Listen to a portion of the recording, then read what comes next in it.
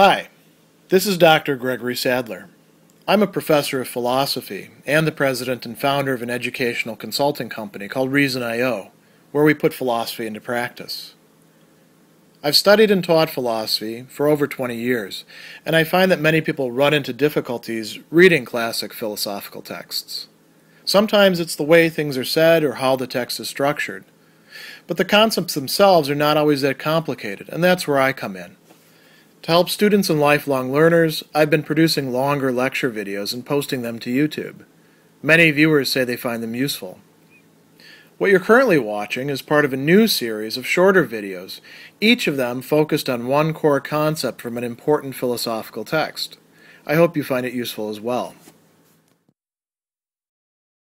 In Section 2 of the Ethics of Ambiguity, Simone de Beauvoir analyzes a number of different types of people who are, you could say, making a bad use or an inauthentic use of their own fundamental human freedom. And the third of these is the nihilist. This is a term that has been used in a number of different, usually related ways. So we should pause for a moment and talk a little bit about where she's getting this term from and what she means by it. Now, some of that will be revealed in the analysis itself, but we should remark that nihilism is a term that, although it goes back to the late 18th century, it doesn't really make its way into European culture until the mid part of the 19th century. And it's used for, it's coming from Latin, nihil, meaning nothing. So it's used for some sort of relationship of the human being to nothingness. And in a very broad sense, it can be used for those who are contesting, tearing down, rejecting conventional values and understandings of the human condition, of society, of morality. Doesn't necessarily mean worshiping or believing in nothing. Some of the early Russian nihilists talk that way. Others, seem to have an appreciation for science, at least in a useful sense, that a pure nihilism would probably go against. And it's often used, now switching a little bit further ahead, it's often used as a term of critique or derision by people who want to say that this group over here, by not respecting certain values, are not believing in any values whatsoever. And that's sometimes the case and sometimes not the case. Nietzsche identified nihilism as the great problem for the 20th century, for the century to come, from his point of view. De Beauvoir thinks that there are a lot of different types of nihilism or different modes of nihilism, but they come back to the same basic problematic. So she talks about nihilism as, at least in some sense, disappointed seriousness that is turned back on itself. And what do we mean by seriousness? Well, the serious person takes some sort of value, and it's a value that they received not by deriving it themselves, but by getting it from somebody else, and they elevate it into an absolute, or something that is unconditioned. They orient their own comportment, decision-making, advocacy around that, subordinate everything else to it. There's a bit of a trade-off. They get to view themselves as being the person who's really in the know and the person who's defending the really important value. Could be multiple values so long as they're all tied together in some kind of system.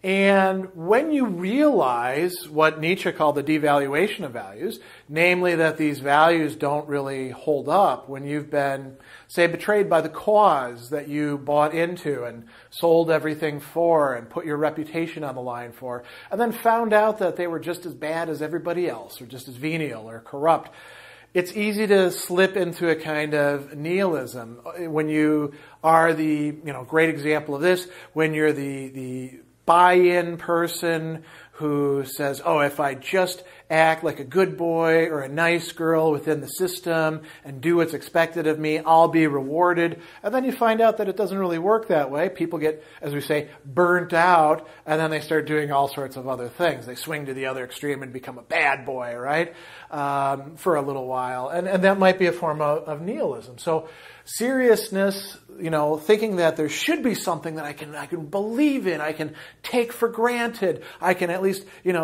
make my stand on this point and everything will be okay. Turns out that's not the case. That drive gets turned back in on itself. And she talks about the nihilist as ridding themselves of the anxiety of freedom by denying the world and themselves. And over again, she stresses that this denial is not really possible in a full sense, that there's always a certain hidden positivity and determinateness within nihilism. So, she says, he wants to be nothing, and this nothing that he dreams of is still another kind of being. The exact Hegelian antithesis of being, a stationary datum. Nihilism is disappointed seriousness turned back on itself. A choice of this kind is not encountered among those who, feeling the joy of existence, assume its gratuity. It appears either at the moment of adolescence, when the individual, seeing his child's universe flows away, feels the lack in his heart, or later on, when the attempts to fulfill himself as a being have failed.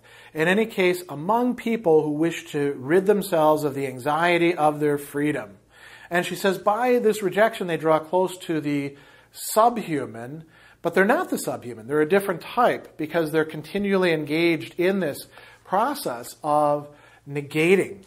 And before looking at the different modes, which is where she goes next, talking about, for example, Baudelaire, we should look at the relationship and the contrast between her form of existentialism and nihilism.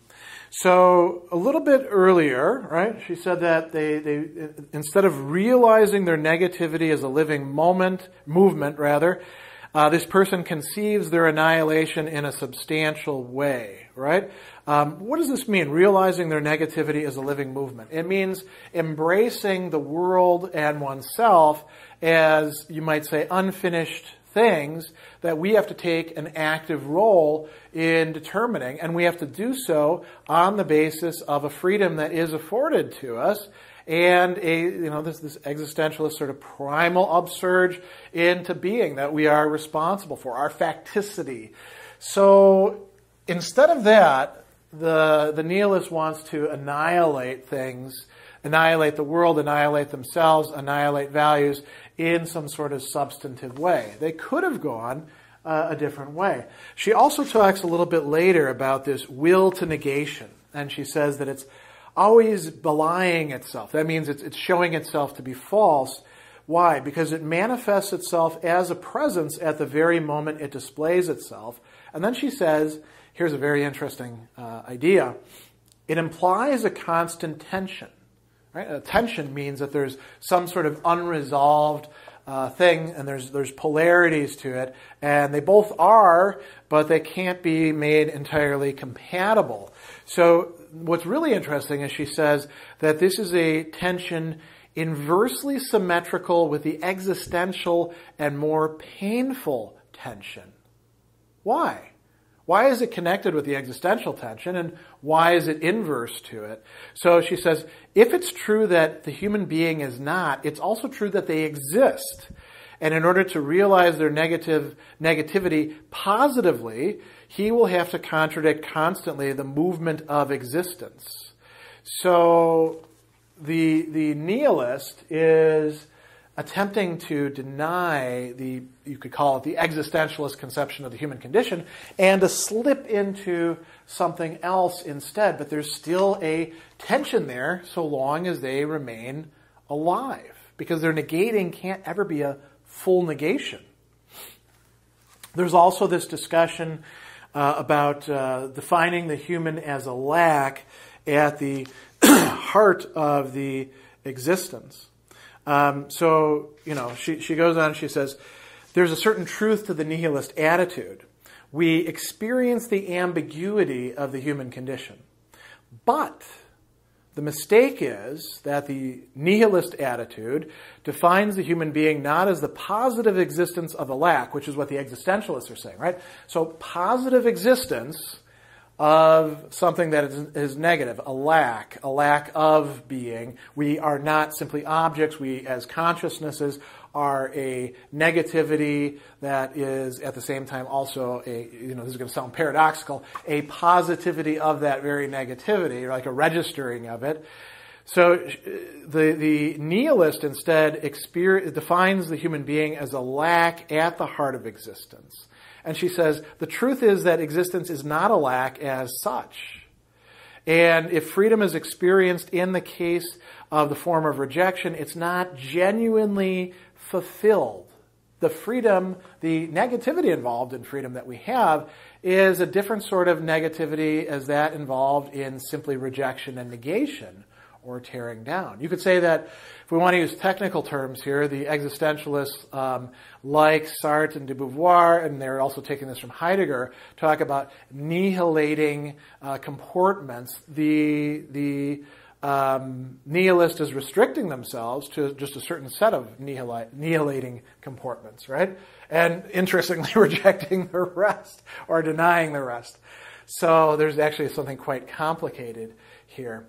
And she goes on further, and this is a little bit easier to wrap your head around, I think, because it's more moral than metaphysical. She says that the problem with nihilism is that it remains at this realization that the world lacks justification and that a human being, strictly speaking, is not, anything. They are, in a certain respect, a nothing. So she says, what they're forgetting is that it's up to the human being, after that realization, to justify the world and to make themselves exist validly. So existentialism doesn't just stop with this realization that any value that we pick, we're the ones picking it. There is no ultimate justification for why we pick this one over this one. We have to take responsibility for that. So the existentialist, as opposed to the nihilist, says, okay, let me pick on the best basis I can. Let me be responsible for this. Whereas the nihilist says, oh, it's all bullshit. It's all bad. None of it's any good. None of it lives up to what the serious person wanted. And that's a fundamental mistake on their part. So the nihilist kind of goes partly down the existentialist path and then goes off into whatever the nothing is that they're aiming at, whereas the existentialist moves ahead. Like she says, the fundamental fault of the nihilist is that, challenging all given values, he does not find beyond their ruin the importance of that universal absolute end. What is that for the existentialist? Which freedom itself is. Freedom itself is the end, is the value for de Beauvoir in the Ethics of Ambiguity and for existentialists in general. There can be other values as well, but that is a central part of existentialism, at least as many influential existentialists understand it. And so the nihilist is, in certain respects, not going far enough. They're stopping short and remaining within a position that, while true in a certain respect, turns into a falsehood when you just stay there. Now, she talks about several different modes of this, and I think that this is a decent analysis. I wouldn't say that it's a comprehensive analysis of all the different possible modes, but some of these are quite important. She talks about this rejection of the serious world while maintaining the serious world as what you're rejecting. And she uses Baudelaire as a prime example of this. If you've never read Baudelaire, you really should, because his poetry is pretty awesome. But there is this tendency within his work. Like she says, Baudelaire felt a burning rancor in regard to the values of his childhood, but this rancor still involves some respect. Scorn alone liberated him. It was necessary that this universe which he rejected continue in order for him to detest and scoff at it. You have to have it there to reject. You can't have this attitude without maintaining the thing that you're saying no to. So there's a kind of, inauthenticity to that, even though you're living out a very unconventional lifestyle. She also talks about the demoniacal man, saying they're very close to the serious. They want to believe in it. They confirm it by their very revolt. They feel themselves as a negation and a freedom, but they don't realize this freedom as a positive liberation. And, we can see discussions of the demoniacal in, for example, Kierkegaard, in Dostoevsky, in all sorts of other authors. Going further, she says, you can annihilate the rejected world and the self, and there are a number of different ways in which people do this concretely. She gives a few really interesting examples here. The person who gives themselves to a cause which they know to be lost chooses to merge the world with one of its aspects which carries within it the germ of its ruin, involving himself in this condemned universe and condemning himself with it. We could often call this the tragic figure, right? The person who, the loser who, realizes that they just can't win, the world is against them, but they're going to fight against it anyway. That can be nihilistic. She's got another example. Another person devotes his time and energy to an undertaking which was not doomed to failure at the start, but which he himself is bent on ruining. Now, project there could be all sorts of things. Becoming rich, and then handicapping oneself along the way, sabotaging oneself, we often say. The project could also be relational. It could be a marriage. It could be parenthood. It could be becoming a better person oneself, right? Through some sort of program. But this person is always undermining themselves because they don't really want the project to succeed. Another, she says, rejects each of their projects one after the other, frittering them away in a series of caprices, thereby systematically annulling the ends at which they're aiming at. The person who moves from project to project to project, or within sub-projects, you could say, and never really gets anything done, never really finishes what they intended to do because they found something else that's cool. Now, in our world, and also in her time as well, there are entire industries that cater to this, aren't there? I mean, she brought up a little bit earlier in the book, the woman of fashion. The fashion industry is all about that. Now, the individual designers are seeing things through, but the person who is putting together an ensemble, to make their life finally complete, it's an endless project. She, de Beauvoir, talks about the Dadaists, right? And she says, the constant negation of the word by the word, of the act by the art, of art by art, was realized by Dadaist incoherence, following a strict injunction to commit disorder and anarchy. You thereby achieve the abolition of all behavior and there of all ends in itself. She also talks about the destruction of the self through physical suicide. There's other longer ways to do this. She talks about destroying their bodies, ruining their mind by drugs. You could do this just as well with alcohol, right? Others succeeded in a kind of moral suicide, she said. They found themselves in a desert, reduced to the level of the sub-man. So that's another possibility. She also brings up those who leave the nihilist attitude by seeking out the security of the serious. And we don't really need to say that much about them. They just become the serious person, right? And they're in that dynamic. But she does talk about the erection of a new kind of ethics, an ethics of negativity. She says, the negation of aesthetic, spiritual, and moral values has become an ethics. Unruliness has become a rule. We've been present at the establishment of a new church with its dogmas, rites, faithful priests, even its martyrs. She says there's nothing of the destroyer in Breton. He is a pope, meaning he is pronouncing and people are following. And she says that, the surrealists themselves fit into this as well. You can only go so far with saying no all the time, with rejecting, with subverting, with doing all these nihilitive behaviors. Finally, she talks about another thing that's very important. She brings up the Nazis as an example of this. Nihilism can also lead into a desire for power, because if we're going to take this cynical attitude, it's all BS, everybody's just screwing each other over, nothing really matters. Well, some people say, why shouldn't I get rich? And others would say, well, being rich is cool. Being, famous is cool. Power seems to be something that is still there, is still attractive, that I could aim at. And then when you get it, you find out it's not everything that you thought it was. It's not as good, and then you can be nihilistic again. And so this can be a desire for power, a desire for destruction, for seeing the effects of what one does. She brings up the author Drew La Rochelle, and talks about, in his hatred of himself, he chose to reject his condition as a human being. This led him to hate all other people along with themselves. He knows satisfaction only when he fires on Spanish workers and sees the flow of blood.